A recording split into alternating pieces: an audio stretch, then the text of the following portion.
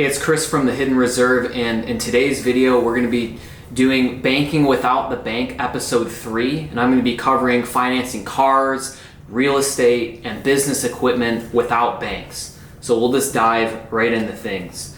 So the first thing here, the problem with bank financing and why traditional financing keeps you in a trap. So there's a handful of different points I want to go over here. So number one, you pay interest to banks forever. Most people are traditionally going to a bank to get a loan to finance either cars, homes, whatever it is. And like what we're going to discuss in this presentation here, there's another way to go about that. Second thing is you lose control of the terms. When you get bank financing, you don't have any say in those terms. You're on their terms, their rules, and you give up that control there. And there is an alternative way, which we'll dive into again later in the presentation, where you do have control and flexibility over the repayment terms or over the terms of the loan in general. Third thing is you create liabilities, not assets. And number 4 is you interrupt your compounding every single time you spend. And what I mean by that is, for example, if you wanted to buy a car in cash, you're giving up the opportunity to compound and earn interest on those dollars forever, versus putting those dollars into a system where you're going to be earning interest on those dollars forever and ever, as long as it's in place. And we'll dive more into that later in the presentation. So what is the alternative then to traditional bank financing like we discussed? So there's a better way to finance things that you're already buying. So if you're already going to be making a car purchase, for example, there's other ways to go about, or a different way to go about financing that. And that's building your own private reserve through whole life insurance. And this isn't your traditional whole life insurance policy that your grandpa has. It's a whole life insurance policy designed for high cash value with a mutual insurance carrier. That's really, really important. So if you go to State Farm or a local insurance place, chances are they're not going to be offering this type of setup, or they're either not going to know how to set up a policy this way, or they do and they don't want to take a commission hit, because when an agent is setting up a policy for high cash value, they have to take anywhere from a 60, sometimes upwards of a 90% commission cut to be able to structure the policy that way. So important to be aware of that before you even pursue one of these policies. So that's really what this is. The alternative is using a whole life insurance policy, and you can use policy loans for cars, homes, equipment in your business. So again, you want to use the loans. In this example, we're not really touching on using the loans for investing. We're talking about using the loans for things that you're already going to purchase. So you shouldn't go out and just buy a brand new car if you weren't already planning to make that purchase, if it didn't make sense for your scenario, your financial scenario. So if if it makes sense for you to go buy a $30,000 car, for example, and that's, financially that makes sense. If you're already going to do that, use this method instead of going to a bank. And again, we'll dive deeper into it. Reach out to me if you have questions to see would this even make sense. But that's the idea, is you're using this policy to fund purchases that you had already that you were already going to make in the first place. And then last point I have here is when you're using a whole life policy instead of a bank, you're maintaining liquidity, control, and uninterrupted compounding. And I have tons of other videos covering this piece, but I do want to touch on the control piece and the uninterrupted compounding piece a bit more. So the control piece goes back to slide 1, where you have control over the repayment terms of the loan. So it's not like you go to the bank and they set the terms. You set the terms when you get a loan from your insurance policy. So that's really important there. And then the uninterrupted compounding. So when you take a loan against your life insurance policy, your cash value, the money inside the policy, still continues to earn uninterrupted compound interest on it. So even though you have a loan against it and you're using that to, let's say, purchase a car, all of the cash value in your policy is still earning interest and dividends on it as if you never touched it. So that's really, really important. So you're earning money in the policy, and now you've got money out of the policy through the policy loan to go purchase the car. So that was the last point there. And then the first example I want to go over here is purchasing a car with the policy, and we'll dive deeper into that. Here's a step-by-step example of buying a car with the policy. So let's just say I should have worded this differently. No one needs a $30,000 vehicle. Let's say you want to buy a $30,000 vehicle and it makes sense for you. Instead of getting a bank loan, you'll take a policy loan for $30,000. So let's say you had $100,000 in your insurance policy, your cash value. You could take a loan against that for $30,000, and then you're going to use the $30,000 to purchase that car in cash, and then you're going to repay your policy as if you're repaying the bank. And I'll dive more into that in a couple bullet points here. So third point here is when you take that loan to purchase that car, your full cash value stays intact and continues to grow. So that's that uninterrupted compounding. So again, if you had $100,000 in your cash value and you took that loan out, the $100,000 would still earn interest and dividends on that full bucket of money there. So that's really important.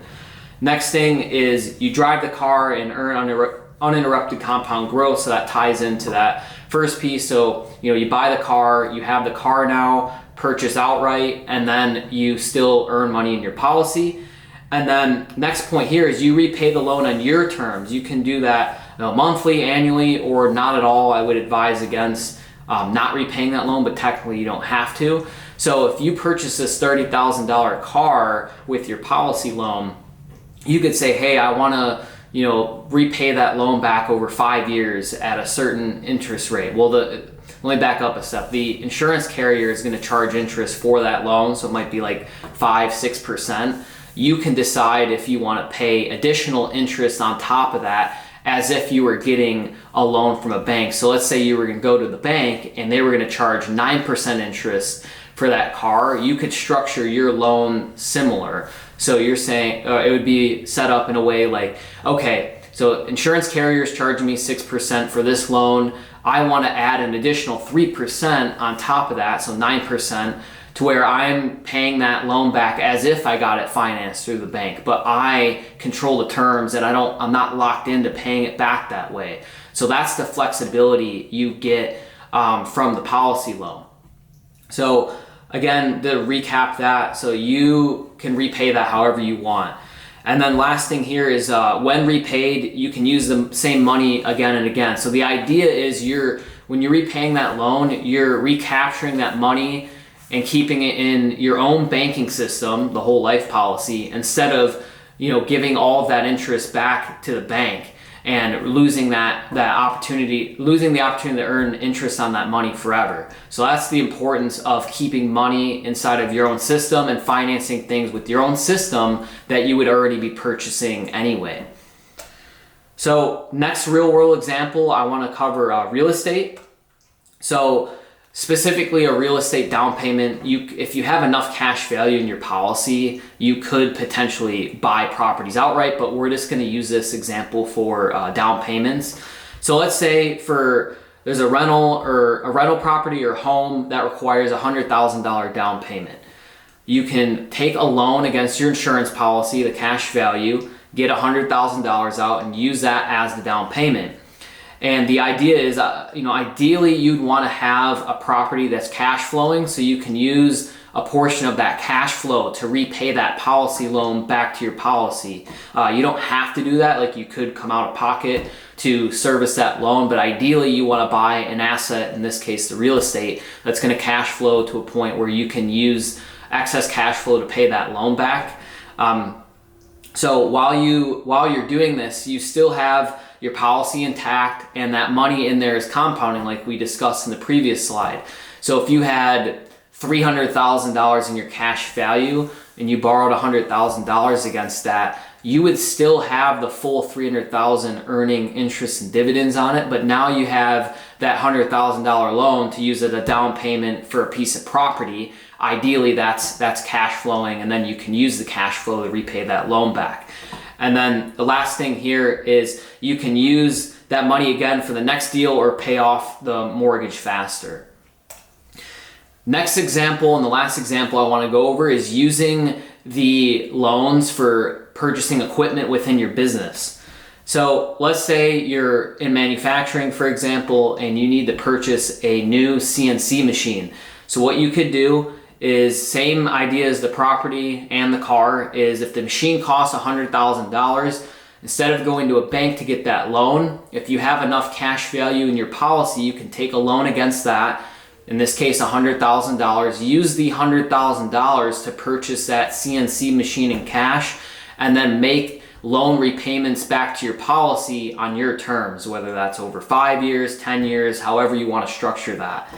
And with this type of policy loan, there's no bank approval needed, no credit check. So that's another part of the loan process with a life insurance carrier, is it's a lot quicker, and it's a lot easier to get that loan in the first place, because you don't have to wait for approval and there's no credit check involved.